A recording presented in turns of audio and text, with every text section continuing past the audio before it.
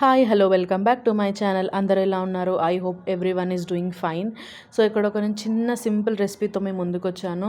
ఇది మనం చారులోకి, పప్పులోకి, అంచులోకి ఏది తీసుకున్నా చాలా బాగుంటుంది. ఈరోజు నేనైతే క్యాబేజ్ పకోడీ చేస్తున్నాను అనమాట. Simple and easy and tasty. దీనికోసం ముందుగా మంచి క్యాబేజ్ ఏదైనా కూడా తీసుకొని దాంట్లో ఉండే హార్డ్ పార్ట్ ఏదైతే ఉందో నేను చూపిస్తున్నాను కదా వీడియోలో, అలా తీసేయండి. ఎందుకంటే అది టేస్ట్ ఉండదు అండ్ పకోడీలో కూడా బాగుండదు అనమాట. కర్రీస్లోకి అయితే మనం చిన్నగా కట్ చేసి వేసుకోవచ్చు, బట్ ఇట్లా పకోడీ చేస్తున్నాం కాబట్టి అంత టేస్ట్ ఉండదు. సో ఆ మిడిల్ పార్ట్ తీసేసి మిగతా క్యాబేజ్ మొత్తం సన్నగా కట్ చేసుకోండి. ఇక్కడ పైన లేయర్ కొంచెం బాగాలేదు, నల్ల నల్లగా ఉందన్నమాట. సో నేను అది తీసేసిన తర్వాత ఆ క్యాబేజ్ని మంచిగా కడుక్కొని చిన్నగా స్లైసెస్ లాగా చాలా సన్నగా, మనం ఆనియన్స్ ఎలా సన్నగా అయితే కోస్తామో అట్లా కోసి రెడీగా పెట్టుకోవడమే. ఇక్కడ నేను ఫుల్ క్యాబేజ్ మొత్తం చేస్తున్నాను అనమాట. చూడండి, సన్న సన్న స్ట్రిప్స్ లాగా కట్ చేసి పెట్టుకున్నాను కదా. దీని తర్వాత ఇదంతా మనం ఒక పెద్ద బౌల్లో ట్రాన్స్ఫర్ చేసుకోవాలి. ఇక్కడ చూడండి, నేను ట్రాన్స్ఫర్ చేస్తున్నాను. అలాగే మిగతా క్యాబేజ్ కూడా మొత్తం కట్ చేసుకోవాలి చిన్న చిన్న ముక్కలుగా. దాని తర్వాత మీకు ఇష్టమైతే ఒక 2 ఆనియన్స్ వేసుకోండి, కానీ ఇందులో ఆనియన్ ఫ్లేవర్ చాలా బాగుంటుంది. ఇక్కడ నేను చూడండి 2 ఆనియన్స్ తీసుకున్నాను. అంతలో మా బాబు వచ్చి నాకు లేస్ ప్యాకెట్ కావాలని చూపిస్తున్నాడు. సో దాని తర్వాత ఈ 2 ఆనియన్స్ని కూడా మంచిగా మనం పైన అంతా తీసేసి మనం పకోడీకి అయితే ఎలాగైతే పొడుగా కట్ చేసుకుంటామో అట్లా కట్ చేసుకోవాలన్నమాట.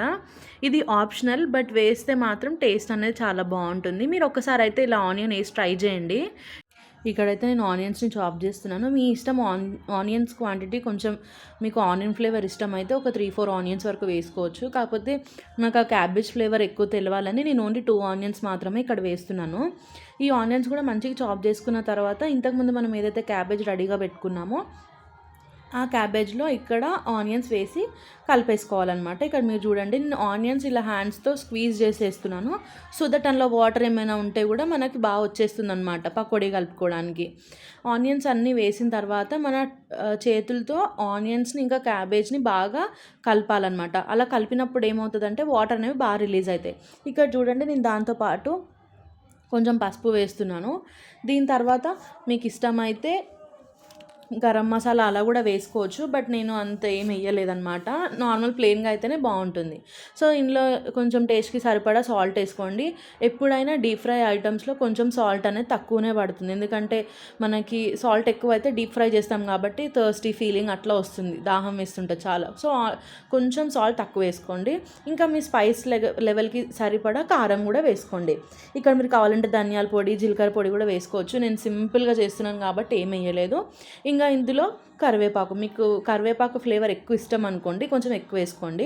ఇక్కడ మీరు చూడండి, నేను అన్నీ వేసాను కదా, ఇంకా పిండి ఏం వేయలేదు. మనం వేసిన కారం కానీ ఉప్పు కానీ ఆ క్యాబేజ్కి అంతా పట్టుకునేలాగా బాగా కలపాలన్నమాట. మనకి క్యాబేజ్లో ఉన్న వాటర్ ఇంకా ఆనియన్స్లో వచ్చే వాటర్తోనే ఫస్ట్ పిండి అంతా కలుపుకోవాలి. మనకు ఆ మసాలాలు అంతా మనం వేసిన ప్రతిదీ కూడా క్యాబేజ్కి పట్టేలాగా బాగా మిక్స్ చేసుకోవాలన్నమాట. మీకు ఎలాంటి పకోడీ అంటే ఇష్టం? నాకైతే ఆనియన్ పకోడీ ఇష్టం. దాని తర్వాత ఇంకా నచ్చేది అంటే మాత్రం కాలీఫ్లవర్ది కూడా బాగుంటుంది, ఇంకా క్యాబేజ్ది కూడా బాగుంటుంది. మీకు ఇలాంటి మంచి మంచి రెసిపీస్ కావాలంటే నా ఛానల్ని లైక్ చేయండి, షేర్ చేయండి. ఇంకా మంచి మంచి టిప్స్తో కూడా చెప్తాను, సో దట్ మనం ఎప్పుడు రెసిపీ చేసినా ఫెయిల్ అవ్వకుండా మంచిగా వస్తుంది. దాని తర్వాత ఇక్కడ చూడండి, నేను ఓన్లీ మసాలాస్ అని చెప్పాను కదా, ఉప్పు, కారం, పసుపు అంతా కూడా క్యాబేజ్కి బాగా పట్టుకుంది కదా.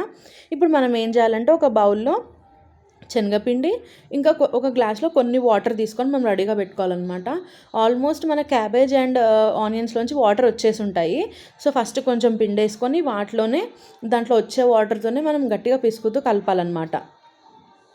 అలా కలుపుతున్నప్పుడు మనం ఏదైతే శనగపిండి వేసామో అది దానికి ముక్కలకు పట్టుకుంటుంది.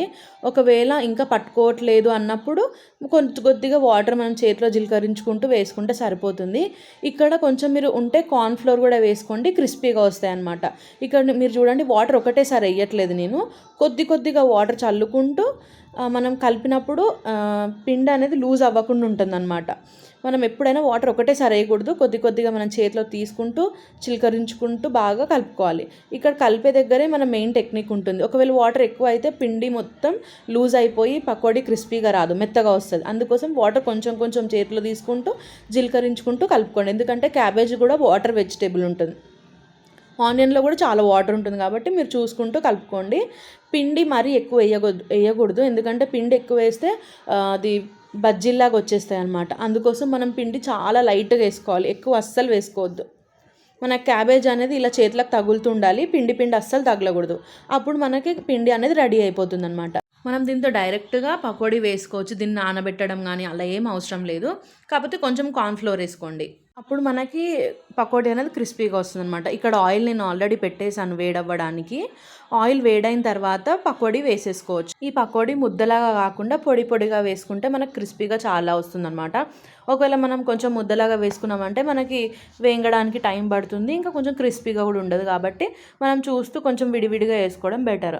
ఇది హై ఫ్లేమ్లోనే కాల్చుకోవచ్చు, మీడియం ఫ్లేమ్ కానీ లో ఫ్లేమ్ కానీ పెట్టుకో అవసరం ఉండదు. ఎందుకంటే క్యాబేజ్ కొంచెం వేగడానికి టైం పడుతుంది కాబట్టి దగ్గరే ఉండి కొంచెం కలుపుతూ ఫ్రై చేసుకోవాలన్నమాట. ఒకవేళ మీకు కరివేపాకు వేసుకోవడం ఇష్టమైతే కొంచెం ఎక్కువ వేసుకోండి. ఇంకా మీరు కావాలంటే పచ్చిమిర్చి కూడా వేసుకోవచ్చు. కొంతమందికి అలా పచ్చిమిర్చి ఫ్రై చేసి తినడం ఇష్టం ఉంటుంది కదా, అలా కావాలంటే మీరు కొంచెం పచ్చిమిర్చి కూడా వేసుకోవచ్చు. ఇక్కడ చూడండి, నేను ఆల్రెడీ ఒక రౌండ్ ఫ్రై చేశాను అనమాట. ఇవి రెడ్గా అయిపోయాయి కదా, ఇంకా నేను తీసి పక్కన పెడుతున్నాను. ఆయిల్ మొత్తం డ్రైన్ అయ్యేలాగా అలా మనం జాలితో ఇలా అంటే మనకు క్రిస్పీగా సౌండ్ కూడా వస్తుంది, సో దట్ మనకు మంచిగా అయినాయని. దాని తర్వాత ఇంకొక సెకండ్ బ్యాచ్ కూడా నేను ఫ్రై చేస్తున్నాను అనమాట. మీరు చూడండి, నేను ముద్దలుగా కాకుండా పొడి పొడిగా వేస్తున్నాను. అలా పొడిగా వేస్తే మనకి క్రిస్పీగా చాలా బాగుంటుంది, ఇంకా ఫ్రై కూడా తొందరగా అయిపోతుంది అనమాట. లేదు మనకు కొంచెం సాఫ్ట్గా తినాలనుకుంటే కొంచెం లావుగా కొంచెం ముద్దలుగా వేసుకున్నా కూడా సరిపోతుంది. ఎలా అయినా మాత్రం టేస్ట్ చాలా బాగుంటుంది. ఇందులో మనం ఎలాంటి సోడా కూడా వేయలేదు కదా, మనకి ఆయిల్ కూడా ఏం ఎక్కువ పీల్చుకోదు, ఇంకా టేస్ట్ కూడా చాలా బాగుంటుంది. మీరు ఖచ్చితంగా ట్రై చేయండి. ట్రై చేసి నాకు కమెంట్లో చెప్పండి టేస్ట్ ఎలా ఉందనేది. ఇక్కడ నేను చూడండి ఫస్ట్ రౌండ్ వేసాను కదా, టేస్ట్ చూస్తున్నాను ఉప్పు కారం ఏమైనా సరిపోయిందా లేదా అని. ఓకే, అంత బాగుంది, పర్ఫెక్ట్ ఉందన్నమాట. మీరు కూడా ఖచ్చితంగా ట్రై చేయండి. ఇంకా నేను అన్ని బ్యాచెస్ కూడా ఫ్రై చేసేస్తాను అనమాట. అంతా అయిపోయిన తర్వాత చూడండి ఇంత క్వాంటిటీ వచ్చింది మనకు 1 క్యాబేజ్కి. సో మీకు కనుక నా రెసిపీస్ నచ్చితే లైక్ చేయండి, షేర్ చేయండి, సబ్స్క్రైబ్ చేయండి. See you until next video.